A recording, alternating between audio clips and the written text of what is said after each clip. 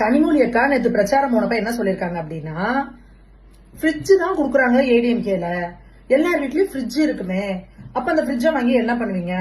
ஆனா எங்க அண்ணன் பாருங்க 8000 ரூபாய்க்கு ஒரு கூப்பன் கொடுக்குறாரு.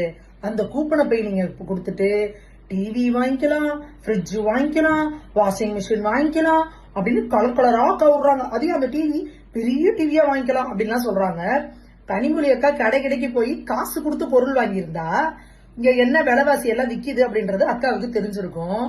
டிவி என்ன விலை, ஃப்ரிட்ஜ் என்ன விலை, வாஷிங் மிஷின் என்ன விலை, அதுவும் பெரிய டிவி, பெத்த டிவி 8000 ரூபாய்க்கு யார் கனிமொழி அக்கா தரா?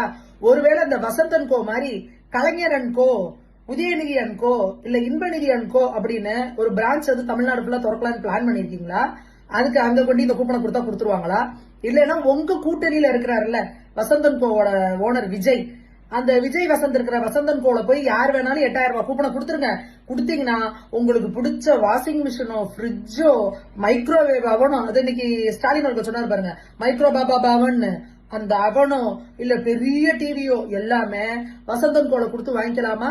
இல்ல கூட்டணி